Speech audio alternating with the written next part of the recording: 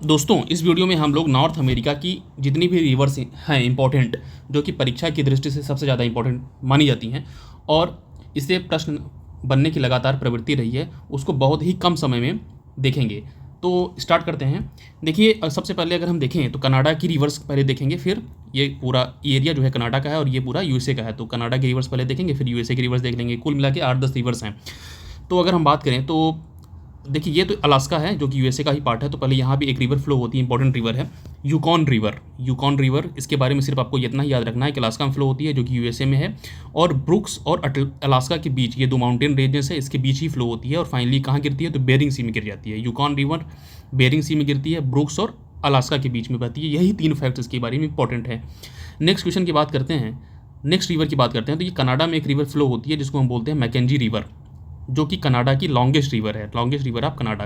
तो इसके बारे में सिर्फ 2 इंपॉर्टेंट फैक्ट हैं कि मैकेंजी रिवर कहाँ फ्लो होती है, कनाडा में, कहाँ गिरती है, बिफोर सी में, और लॉन्गेस्ट रिवर है।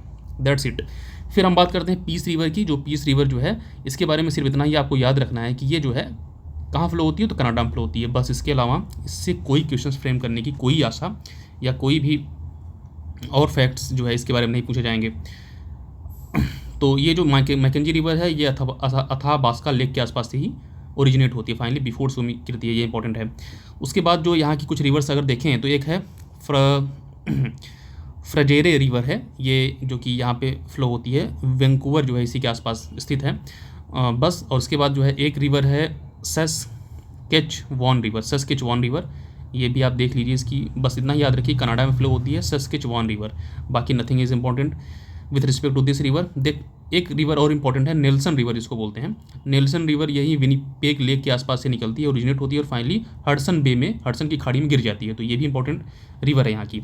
उसके अलावा एक इंपॉर्टेंट रिवर कनाडा की और है जिसको हम बोलते हैं Saint Lawrence river. Saint Lawrence river यहाँ लेक ओंटारियो के आसपास से निकलती है और यूएसए और कनाडा की सीमा बनाते हुए finally gulf of Saint Lawrence में गिर जाती है। तो इतना ही इंपॉर्टेंट है कनाडा की रिवर्स के बारे में। अगर हम यूएसए की रिवर्स की बात करें तो दोस्तों, यूएसए में कुछ रिवर्स इंपॉर्टेंट है। जैसे सबसे पहली इंपॉर्टेंट रिवर यहाँ पे है कोलंबिया रिवर,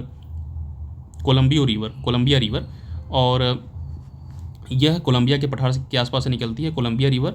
इसके बारे में क्या इंपॉर्टेंट है तो ये देखिए आप, यहाँ पे पैसिफिक ओशियन है, पैसिफिक ओशियन में गिर जाती है। उसके अलावा इसके बारे में एक इंपॉर्टेंट बात है कि इसकी ट्रिब्यूटरी पूछी जाती है, उसकी ट्रिब्यूटरी का नाम है स्नेक रिवर। तो ये कोलंबिया रिवर की ही स्नेक रिवर, ये this river is snake river, और ये कोलंबिया रिवर की ही क्या है, ट्रिब्यूटरी है।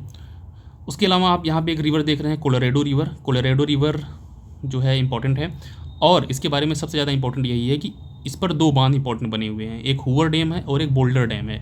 ये कोलोरेडो रिवर पर ही बने हुए डैम है, यही एग्जाम में पूछा जाता है। तो कोलोरेडो रिवर आप ध्यान रखिएगा, ये यहाँ पे है, और इस पर 2 डैम का नाम क्या है, हूवर डैम और बोल्डर डैम।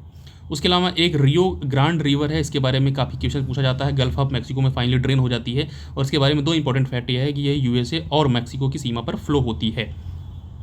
यह प्रीवियस पीवाईक्यू में भी है, यूएसए और मैक्सिको की सीमा बनाती हुई Rio Grande river finally gulf of Mexico में गिर जाती है। उसके अलावा सिर्फ 2 रिवर्स और बचती हैं जो कि काफ़ी महत्वपूर्ण रिवर्स हैं, उसको हम कहते हैं मिसौरी और मिसिसिपी रिवर। ये 2 रिवर्स हैं, फाइनली ये गल्फ ऑफ मैक्सिको में गिर जाती हैं।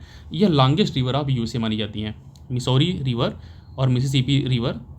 इसको बोला जाता है मिसौरी मिसिसिपी, इसके बीच का जो डेल्टा बनता है ये काफ़ी उपजाऊ माना जाता है, मिसौरी और मिसिसिपी का डेल्टा बोला जाता है, और ये लॉन्गेस्ट रिवर ऑफ यूएसए है। तो ये इंपॉर्टेंट है, गल्फ ऑफ मैक्सिको में गिर जाता है।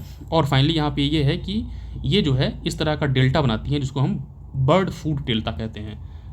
तो नॉर्थ अमेरिका की ये सारी नदियाँ हमने बहुत ही कम समय में देख लिया, और इसके अलावा कोई भी और नदी जो इम्पॉर्टेंट नहीं है नॉर्थ अमेरिका की। बेसिकली जो क्वेश्चन फ्रेम होते हैं इन्हीं नदियों से होते हैं, तो आप इसको अच्छे से तैयार कर लीजिए, नॉर्थ अमेरिका की नदियों की चिंता आपकी दूर हो जाएगी।